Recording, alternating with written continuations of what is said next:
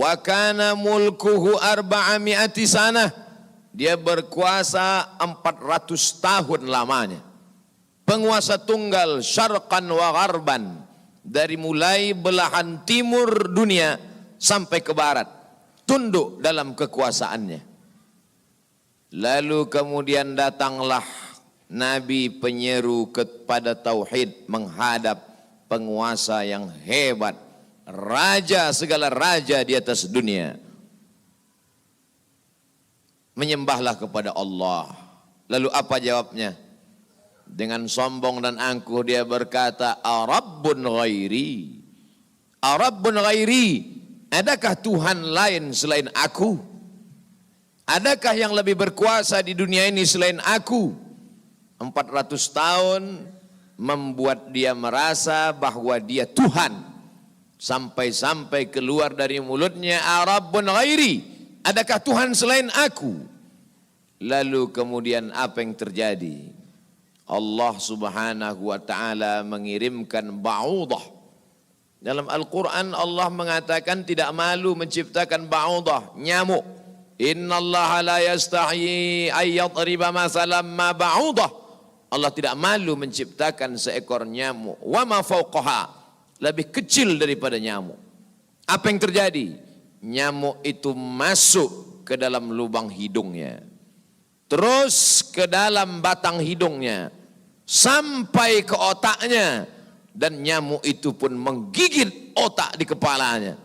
Lalu kemudian dia mengambil martel memukul-mukul kepalanya, sampai orang-orang di sekelilingnya menyangka dia gila, sampai dia habis usaha, makin sakit, tak dapat dirasakan, tak dapat diceritakan, tak dapat diungkapkan bagaimana rasanya, dan akhirnya dia pun mati. Dicatat dalam sejarah, dia bernama Namruz.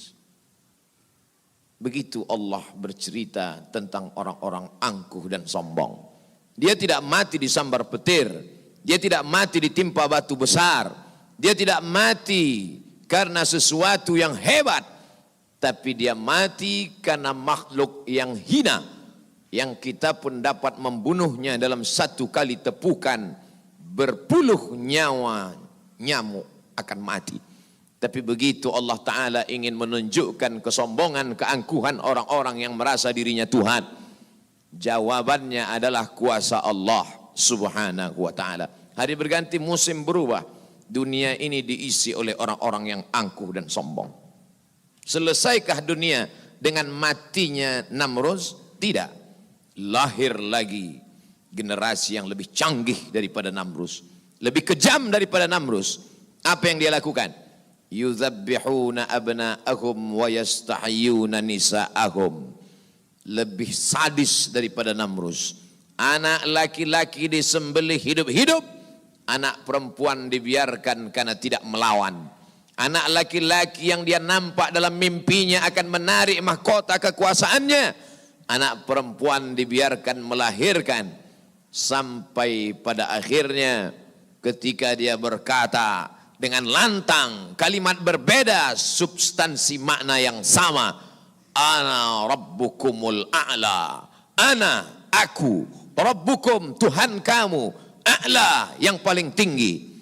Ternyata kekuasaan boleh bisa merubah makhluk merasa menjadi khalik.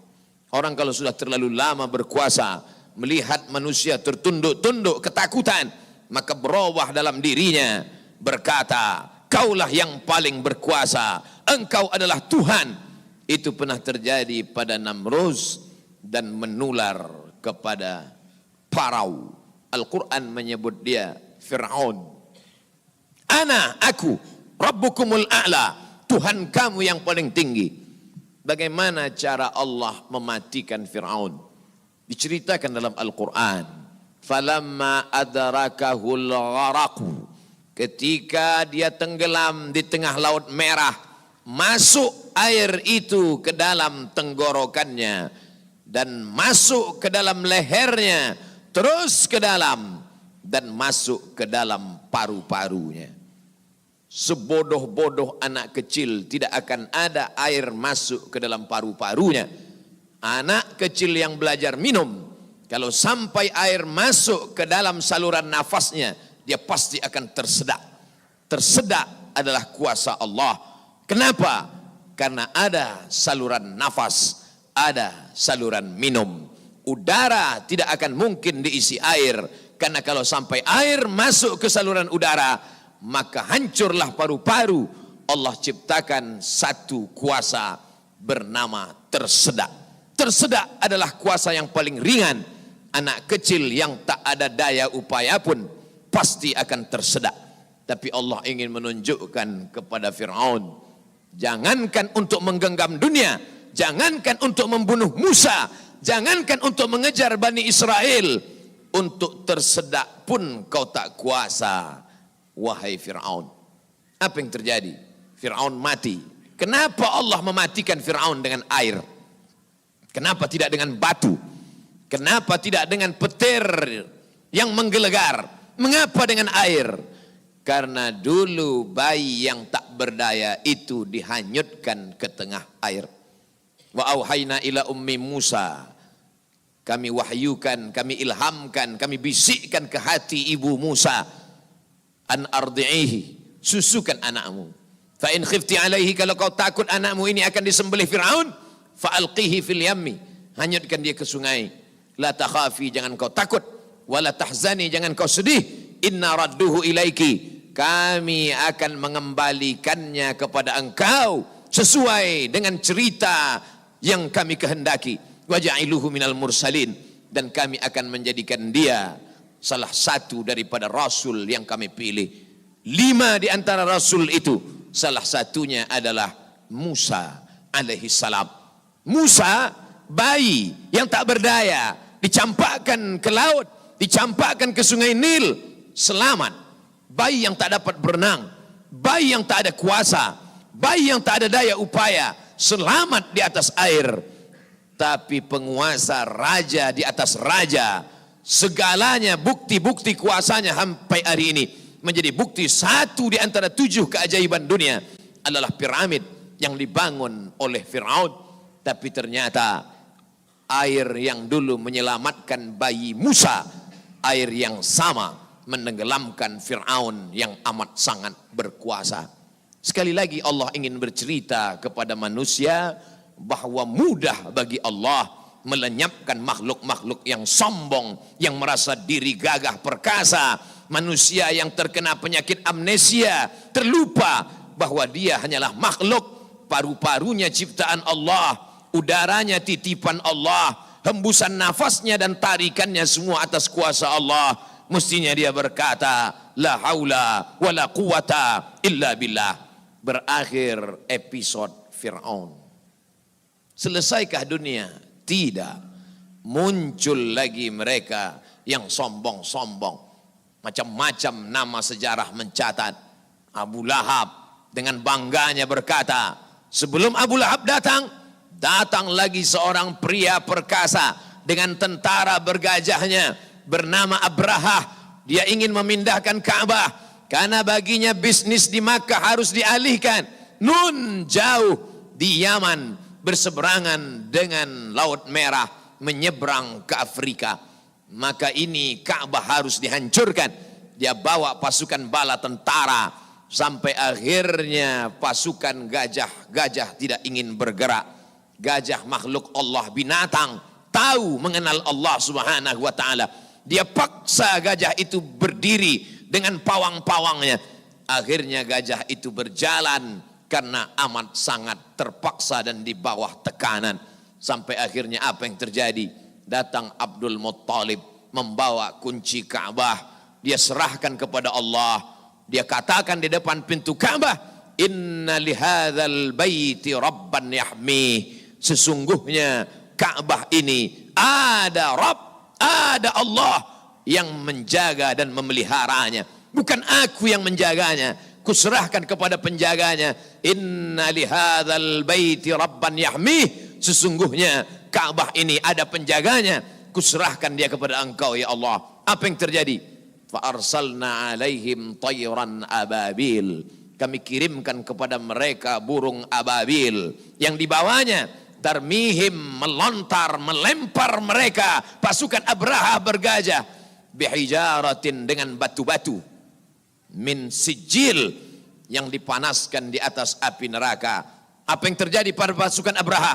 Faja'alahum ka'asfim ma'kul, mereka seperti daun-daun yang dimakan ulat. Tahun peristiwa itu terjadi disebut dengan Amul Fil, tahun gajah, tahun kelahiran Sayyidina wa Maulana Muhammad sallallahu alaihi wasallam. Hari berganti, musim berubah, isi dunia sebenarnya itu-itu saja, namanya berbeda, tapi sebenarnya makhluknya itu-itu saja. Dia pernah bernama Namrus, dia pernah bernama Fir'aun, dia pernah bernama Abraha. Selesaikah dunia? Belum. Dunia terus berlanjut, melahirkan makhluk-makhluk. Ada yang rendah hati dan tawadu, ada yang zuhud dan ridha, ada yang mencari kemuliaan Allah, ibtigha'a mardatillah. Tapi ada yang dititipkan harta dan kuasa. Pertama dia merasa dia punya, lama-lama dia merasa alam semesta pun bersimpuh sujud di kakinya. Karena dia lihat tidak lagi ada orang yang berani mendongakkan kepala, tidak lagi ada yang berkuasa, tidak ada lagi yang berani bersuara keras, lantang, semuanya ketakutan. Sampai akhirnya dia berkata dalam hati, aku adalah penguasa jagat raya. Kemana mereka semua? Mati. Ketika penguasa-penguasa dunia modern dengan kecanggihan teknologi berkata, kami bisa menangkal gempa. Gempa sebagaimana apapun kuatnya bisa kami atasi. Ternyata begitu ujian Allah itu datang, bangunan yang mereka bangun porak-poranda, hancur berkeping. Datang lagi satu penguasa berkata, kami yang paling banyak jumlahnya di atas dunia, kami yang bisa menguasai alam semesta. Mana itu Tuhan? Mereka tak pernah mengenal Tuhan, karena mereka adalah komunis, karena mereka adalah ateis. Bagi mereka agama itu hanyalah candu. Orang yang terkena narkoba bagi mereka sama dengan orang yang dimabuk oleh agama. Karena bagi mereka agama ini hanya opium saja. Manusia yang stres, manusia yang depresi, lalu dia menjalankan agama. Agama bertentangan dengan komunis, agama bertentangan dengan keyakinan ateis. A tidak, T Tuhan, is keyakinan ateis, keyakinan yang meyakini tidak ada Tuhan. Mana itu Tuhan? Tidakkah kita melihat ucapan mereka sama seperti ucapan Fir'aun, yang keluar dari mulut mereka sama seperti yang keluar dari mulut Namrus? Mana kuasa Allah? Allah mengirimkan bakteri-bakteri kecil, kuasa itu pun roboh, hancur berkeping.